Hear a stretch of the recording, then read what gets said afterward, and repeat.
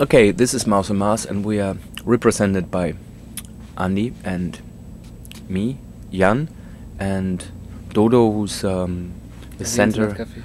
Oh, yeah? He's checking his email. Oh, yeah. Dodo is our drummer and singer, and he's our spine and our whatever, our mentor, our. He's just us.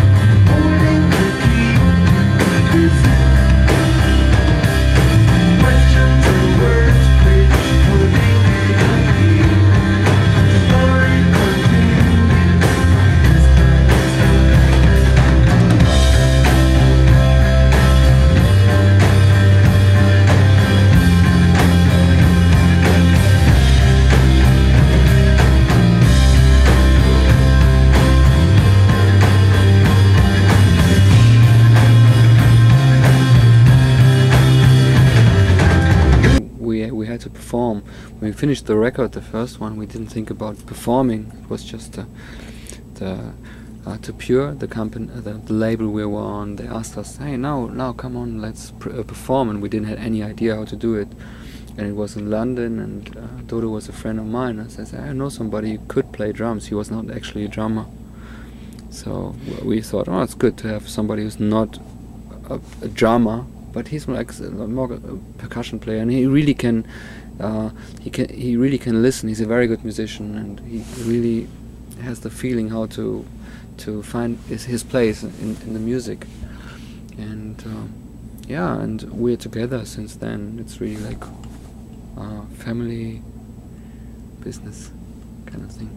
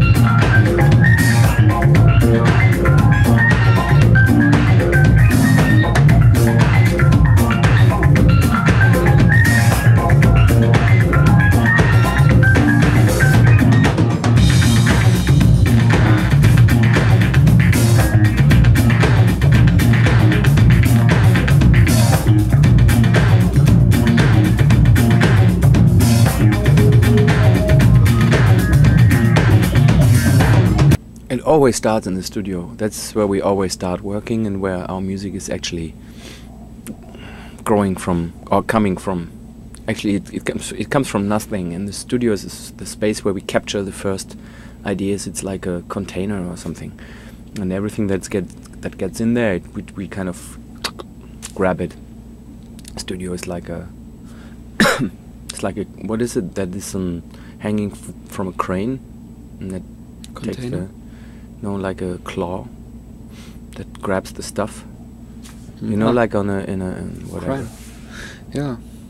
Yeah. But it's influenced like like that. More and more, I think, when we are in the studio, it's influenced from the live experience we have from the former we got after the former album. Yeah. It gets more and more influential, and we could see this time that it's easier to find our live version of the songs we did for this record. It's kind of more close to what we do live. Yep. Yeah, but still, it's a studio actually where we decide upon things, and where things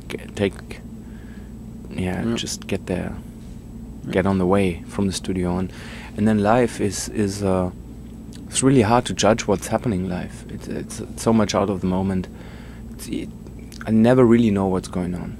Like the New York show, the show before this one in Boston, there was so much going on at some point. I had no idea what was going on anymore. We had a rapper invited, Tears the Muffin Man, he's called, from New York, and then Mike Stroud from Rattata was playing guitar, and there was so much going on in parallel suddenly that I had no clue anymore what that was, and I didn't even think about, is this still Mouse and Mars, or what should Mouse and Mars be, or what is it? I just felt like it's so good we can provide, you know, like this music is like very small. Maybe it starts with being like one sound actually, a noise, something, and then it grows, and you construct more and you attach more to it, and then at some point it's this music thing, it's a band, it fills a room, there are like these, I don't know, hundreds of people. You have other musicians on stage. There's suddenly a rapper doing his freestyle stuff, responding to the music. Mike Stroud is falling over his amp in the back of the scene, and his amp is breaking, so someone has to come quickly, replace it with another amp. I don't know what I'm doing. Dodo's on the reggae vibe, and it's all this is taking part within the music, so, or within what Mouse and Mars is or can be.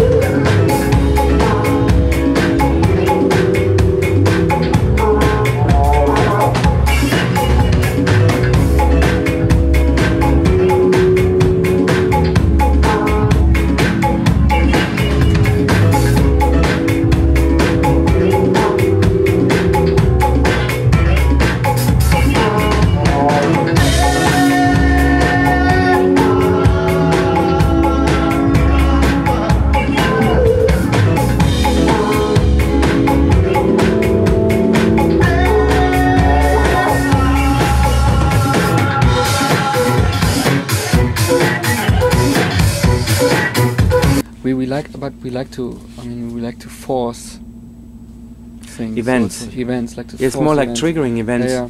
This and is, and then them. then you watch what's gonna happen, and something we really we are really annoying. I think it's for the events. I mean, I think it's a luckily tension it's not between human lots of beings. things. It's like it's the attempt to create a certain tension between something very conscious, forced and intentional, something quite abstract and kind of blurry and unprecise, and like what could it be used for, in which context would it actually really make sense, make perfect sense. And then there's also a certain madness about it that you include, that you kind of embrace, that's a very irrational element, I think, that you make space for as well.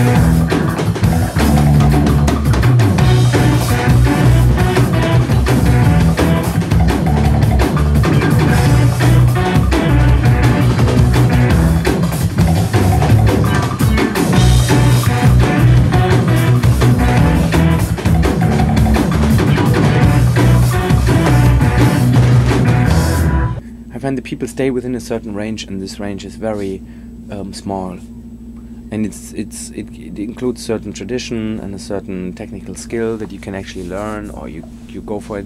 Certain parameters which are quite clear, and they seem to be confident with those parameters, which is like, yeah, speed, and it's basically very often speed and then precision, like being like in a certain grid frame or play with that grid. But I think I think there's another quality which is shifting between those criterias of, like, you can be precise and suddenly you're totally off, and you go back and you're very within a certain framework, and then you escape that, and it's becomes sound. It's like pure aesthetic. It's and like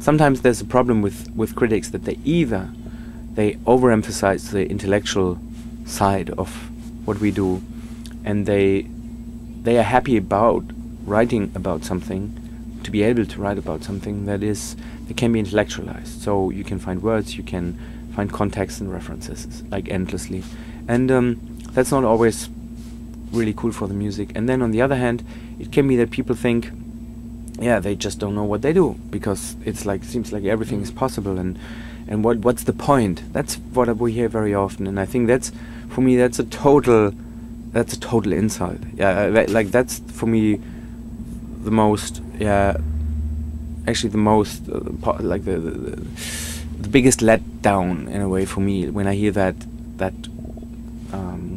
criticism or whatever. Like, what's this about? You know, what's it good for? Like, you know, I mean, they don't, and that is because that strikes me in my kind of anarchic, that kind of stops my anarchic urge of actually staring up things and asking questions rather than answering things in a way that they've been answered 1,000 times without actually really making a benefit to what I don't know, culture is about, or what how people perceive music or art, or and then you get like, hey, it's not proper this kind of music, it's not proper that style of music, it's not really electronic music, it's not really handmade. So what is it about? Like, they should like decide upon being pop or being really experimental. It's part of the process. It's part of our musical progress that people act like this. That's what we provoke. But it's also, I think it's a big, like, that's one of, for me, it's one of the major whatever. Oh, hold on. Yeah, Mr. Hrvatski. Yeah, we still in front of the camera. It's just so sometimes really difficult, like guys like, I don't know, Hrvatski or Aphex Twin or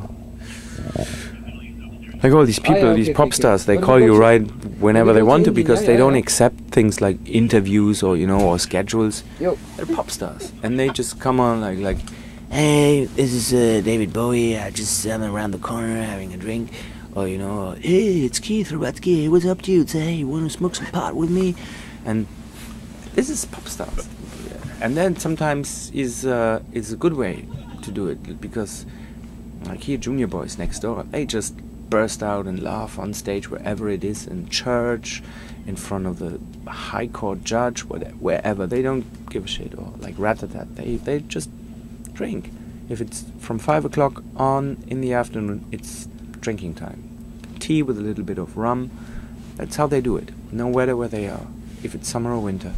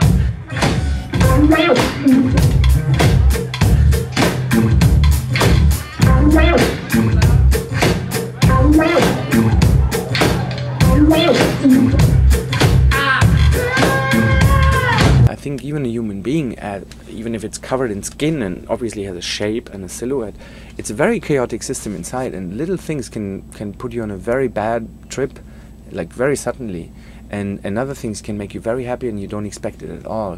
And I think what I find so interesting about music, that it has this like incredible subtle complexity that is somehow like not even there. It's just frequency. It doesn't smell like anything. You don't bang your head on it. It's actually nothing. It doesn't do anything, and no one actually really needs it. You need water, air, some food, love, maybe music, but then it can just totally like manipulate everything, you know, and can create incredible context with other things. If it's in a movie, if it's a certain scene, you meet someone in it, you see a concert, you listen to something on your headphones, you really close your eyes and get deeply into the music, or you see it accompanied with a visual experience you have. Yeah, it's enormous what music can do. Yeah, it's a receptor. Huh?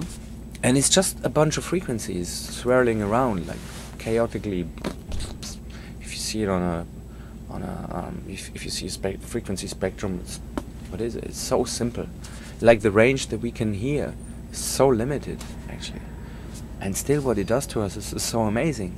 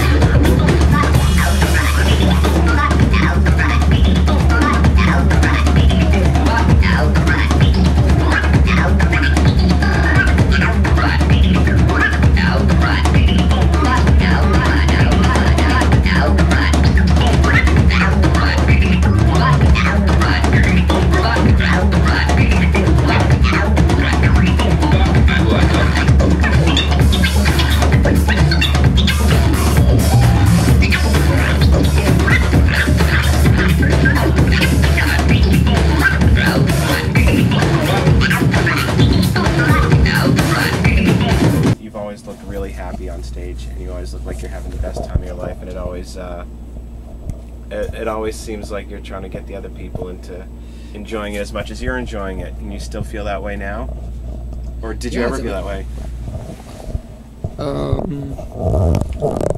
You know, it's not always like this, you know. And I don't. I mean, people sometimes they come and say, "Oh, you really enjoyed the concert." And so sometimes but I don't know. I mean, it's really like a different. After the concert, I'm totally not connected to it anymore. It's just the moment. And sometimes it's like, I mean, for me, when I'm happy, when I get happy on stage, then it's like the moment I don't understand anymore what's going on. I don't understand the sound. And I was really enjoying yesterday in New York when everybody, I mean, when we had this MC and Mike was so drunken that I saw his finger, they didn't move really. I was kind of like, also kind of felt like drunken. So it was really like, all the atmosphere was kind of so strange and I really was enjoying it. So. But yeah, or musically something's coming up, a sound. You can feel we work on one thing, and suddenly everything comes together, and it's such a rich sound you can't understand because it's information is going so fast. It's not about what is it. It's just about there's something, and you can see the faces of the audience, and then it's the happy moment. So, and then. Of course, that people come and say, "Oh, you enjoyed, huh?" Well, that's the thing. That's what happens. All right. Yeah, in a good way, you don't have an alternative being on stage. You know, you can't just say, "I'm really sorry, I don't feel at all like actually making some music." So you know, it's the only thing you can do at that moment. Nothing else. I think that's a gift. It's really a gift. I think a lot of trouble comes from. Like not really knowing what the appropriate thing would be in a certain moment. Like, should I do that? Should I do that? Which way could I? Maybe we can also. And so, and then on stage, you don't have that. There's only one way to go. I have to find that way. Maybe sometimes you lose it, and then you don't feel okay. But there's only one thing to do. I think that's a good thing about playing live. Yeah, you can't escape.